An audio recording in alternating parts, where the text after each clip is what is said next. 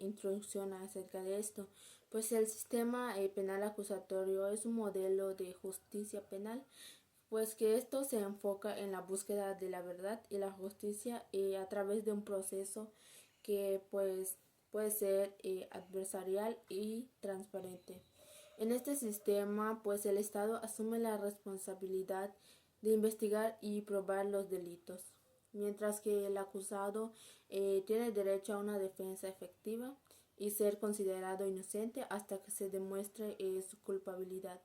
En este contexto se analizará los principios, etapas y quienes conforman este sistema penal y cómo pues eso contribuye a la impartición de justicia basada en derechos y la cultura de paz.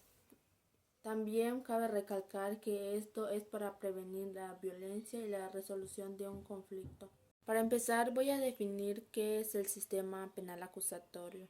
Pues es un procedimiento legal que busca resolver conflictos a través del diálogo y la imparcialidad. En este sistema, las partes involucradas tienen igualdad de oportunidades para presentar sus pruebas y argumentos ante el juez.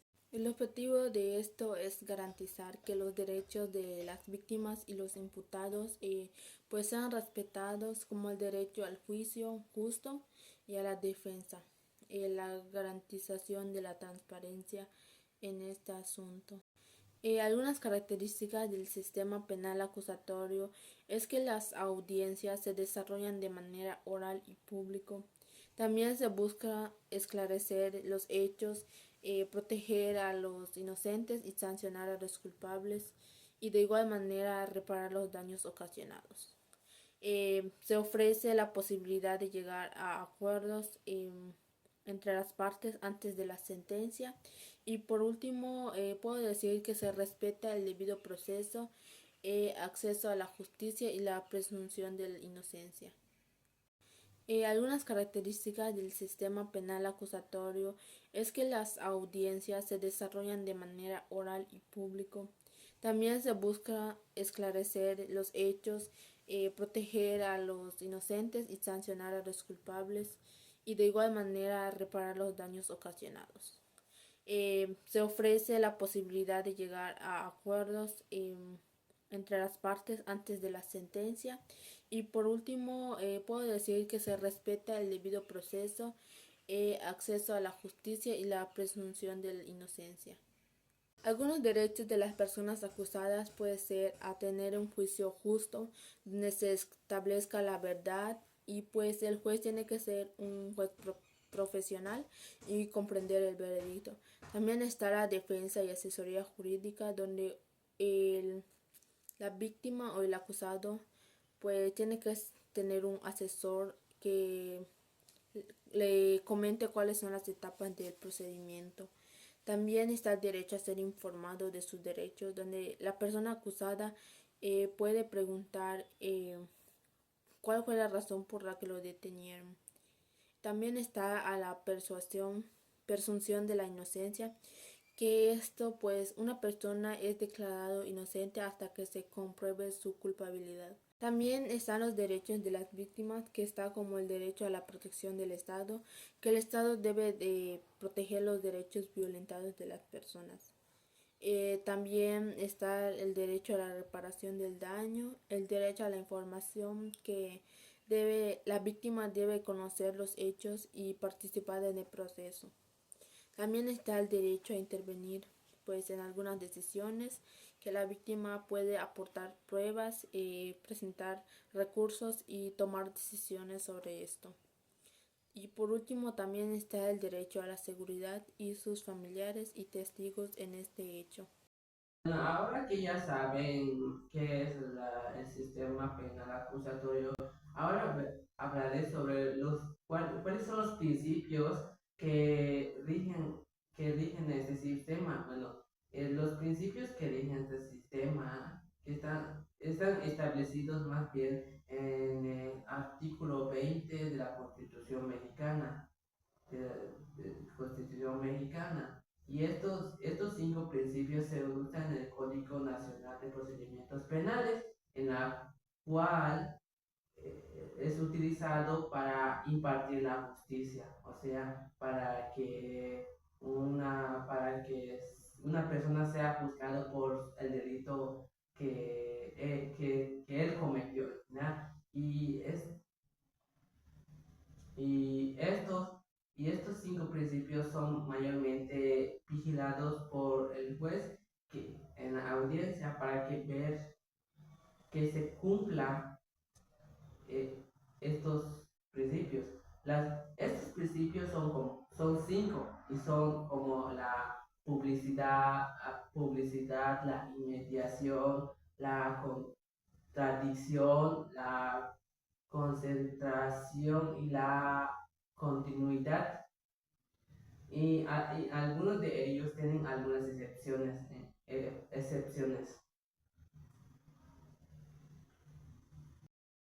Tienen algunas excepciones. Bueno, ahora pasemos a hablar sobre el principio de la publicidad. Bueno, el principio de la publicidad es el derecho de una persona de presenciar una audiencia y hasta que termine, si la persona decide quedarse en esa audiencia. Y, y a lo que me refiero es que las audiencias se deben realizar a puertas abiertas, para que una persona pueda entrar y presenciar cómo el juez está juzgando a la persona por el delito que él ha cometido. Bueno, al entrar, la persona tiene una serie de reglas en donde no puede realizar ritos porque estaría interfiriendo en el desarrollo del juicio. Además, la persona que entra no debe llevar ningún dispositivo para grabar a la audiencia que se está realizando, porque, porque se demostraría que la persona podría publicar esta audiencia en diferentes medios de comunicación, diferentes medios, o sea, ya sea Facebook, en YouTube o en otros lugares, y esto rompe las leyes de publicar algo, algo dirigido por la justicia. Y además, al igual que como medios de prensa, que tampoco ellos pueden grabar, ya que no pueden, ya que ellos no pueden grabar cómo se está realizando el juicio de la persona, ya que no está permitido, aunque la prensa busque a una persona como juez y le dé el permiso, ese permiso no es válido. Y también hay algunas excepciones que tienen este principio, como si son temas como delicados, como una persona delicados que tengan como testigos a niños y testigos como niños y víctimas como diría, como niños, la puerta no debe estar abierta porque nadie de otras personas no puede entrar al juicio porque es privado, porque es delicado, el tema es muy delicado a fase intermedia. Es la fase en el que se prepara un juicio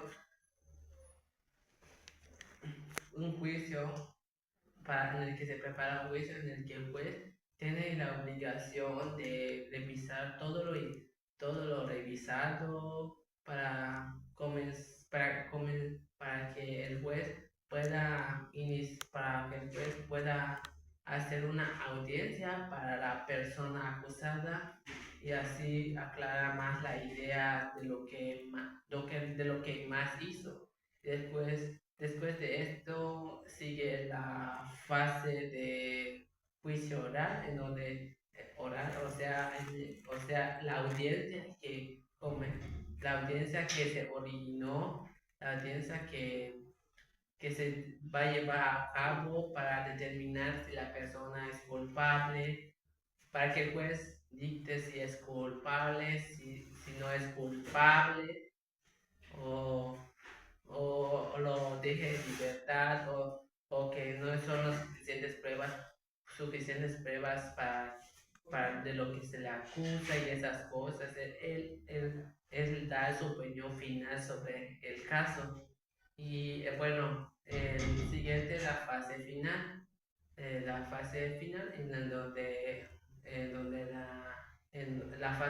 en donde el juez establece más bien establece como, por ejemplo, la sentencia que debe cumplir la persona en la cárcel, o pagar los daños hechos, o aclarar, o más bien como aclarar todo y que la persona, si es culpable, pague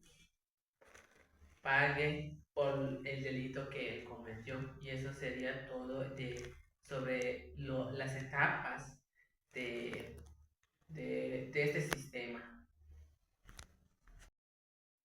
Bueno, ahora pasemos al principio de contradicción. Bueno, el principio de contradicción más bien se basa como un criterio en donde el juez debe escuchar a todas las personas presentes en el juicio, en la audiencia o en el juicio, ya que son de gran importancia, ya que su voz o lo que diga es de gran importancia, ya que lo que dice puede ser como un tipo de información en la que permita el desarrollo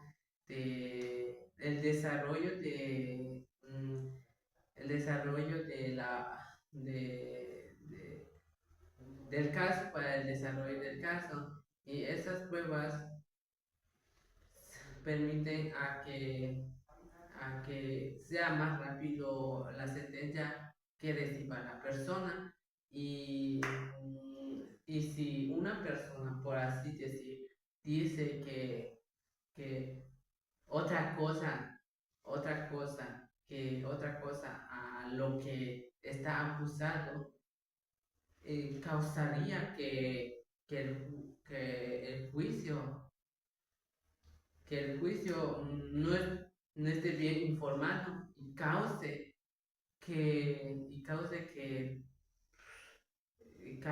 que todo lo dicho se cancele por un simple hecho de decir que hizo otra cosa aparte de lo que se le acusa. Y eso es el principio de contradicción. Y ahora pasemos al principio de inmediación. Bueno, el principio de inmediación consiste en que la persona como el juez no debe de no debe faltar a cada audiencia y ni puede transferir eh, su, el caso a otra persona que es juez, ya que el juez no sabe más, ya que el nuevo juez no sabe sobre el tema, no sabe de lo que ya se estableció o lo que ya, ya, ya lo que, ya que la información que ya se dijo y también de la información que se dijo y lo que dice el acusado. Y también como por ejemplo, ninguna persona como la víctima tampoco puede ausentarse, ya que permite, ya que es la única persona que fue víctima del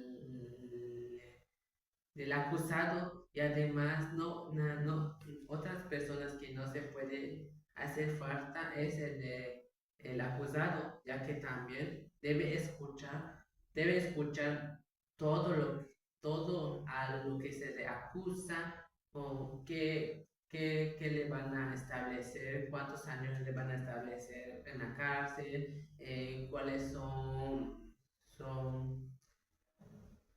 cuáles son cómo es, por qué se le acusa de ese delito en general. Bueno, todas personas, todas personas, todas personas deben de tener la posibilidad de comunicar en todo el juicio, ya que si no se comunica bien o no dice nada de lo que del caso, bueno, sería como por ejemplo, afectaría más bien afectaría más bien en el desarrollo en el avance del juicio. Ahora pasemos a los principios de concentración. Bueno, los principios de concentración lo que son como lo que busca es que en una sola audiencia se lleve a cabo la mayor parte de de los actos procesales, o sea, que se lleve a cabo todo, que se diga todo sobre las personas, que diga, que se recopile más información de lo que digan las personas, de lo que diga el acusado, cuáles son las sentencias que se puede establecer al condenado por hacer ese acto delictivo. Y también podemos decir que, que los actos procesales deben, esa audiencia debe acabar según lo que busca es que en una sola audiencia se acabe todo, todo todo sobre el caso y el juez establezca todo sobre el caso y pueda establecer, establecer a la persona, a la persona, a la persona se está enjuiciando de cuántos años va a estar en cárcel. Y en la cárcel. Y eso, los principios de ay, concentración también se relacionan con los principios de continuidad, porque esto si en un caso no se termina en una sola audiencia, bueno, lo que hace el principio de continuidad es continuar con el caso con el caso, así con el paso del tiempo, aclarando, siguiendo con el caso. Si no se terminó en un día, se pasa para el siguiente día. Si no se terminó ese día, se pasa para el siguiente, así hasta que se aclarezca, para que se aclare más bien sobre la información y lo que debe establecer el juez, de lo que debe establecer el juez en general para poder decir lo que debe hacer con el condenado. Y, por ejemplo, hay algunas excepciones que se puede establecer ese principio. Bueno, algunas de las excepciones que se puede establecer el principio es que si una persona, o sea, la víctima o algo allá, está enfermo, o el juez se puede cancelar la audiencia para otro día, solo que no debe exceder más de los 10 días, ya que si se excede, ya que si se excede, se le nombrará como un juicio de interrupción, lo que hará que las audiencias comiencen otra vez de nuevo y todo lo avanzado ya, se anule, ya que el juez, la persona ya no siguieron con el caso, se anula y si van a proseguir con el caso, se tiene que comenzar otra vez, establecer otra vez, son otra vez la información, casi como renovar la información para que después el juez pueda seguir pueda decir al final su, su veredicto, o sea, que el juez decida qué es lo que va a hacer, si va a ir en prisión, si no va a ir, o no, esa persona no tiene relación a lo que se acusa y esas cosas. Es lo que, para finalizar una audiencia. Conociendo más sobre el tema, ahora pasemos a conocer sobre las etapas en las que está dividido este sistema. Bueno, las etapas en las que está dividido este sistema son varias. Primeramente está el de la denuncia. En la etapa de la denuncia es cuando una persona que presenció un acto de secuestro o de o que una persona haya matado a otra o, o sea víctima del agresor, al Ministerio Público para denunciar a la persona, para que abra una carpeta para ese caso y después investigue más a fondo sobre eso. Durante la denuncia se debe aclarar cómo es el tipo, qué delito hizo, qué, qué tenía en la mano, cómo la persona lo mató. Eso puede ser de forma escrita o verbal, o verbal. Y en la siguiente etapa está la investigación. La investigación que consiste que consiste en que la persona ya pueda denunciar y proporcione más información sobre, como lo dije anterior, información sobre cómo es la persona, qué hizo y esas cosas. Y esta etapa de investigación se puede dividir en dos partes, la investigación inicial y la investigación complementaria. Bueno, la investigación inicial que consiste en el que se investiga si una persona, o si una persona es, como se dice,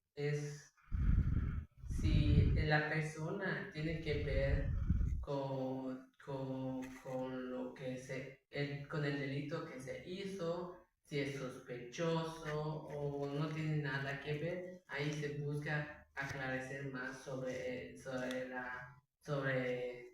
lo que hizo. Y esta etapa de investigación esta etapa de investigación termina cuando, cuando pasa a manos de un juez y ahí comienza la investigación complementaria. Bueno, la investigación complementaria es donde un juez le, le dice, lo llama y le dice, lo llama a la, al, mi- al mi- a- el mini- a- el mini- para ir al ministro público para aclarar sobre lo que hizo, sobre lo que hizo, por qué se le acusa de esto, cuál es la persona en el que lo denunció y por qué se le abrió una carpeta de investigación a esa persona.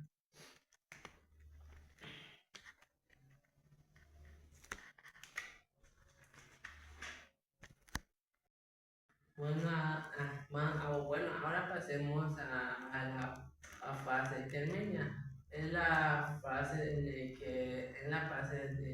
el que se prepara, un juicio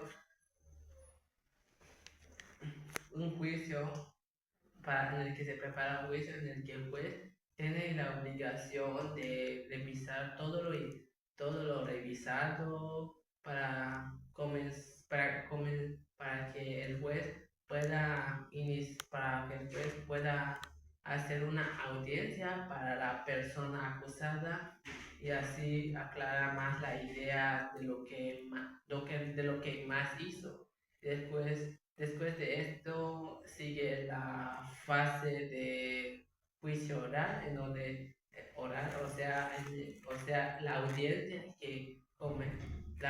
que se originó, la audiencia que se va a llevar a cabo para determinar si la persona es culpable, para que el juez dicte si es culpable, si no es culpable, o o lo deje en libertad o que no son las suficientes pruebas de lo que se le acusa y esas cosas. Él da su opinión final sobre el caso. Y bueno, el siguiente es la fase final en la fase final en donde el juez establece más bien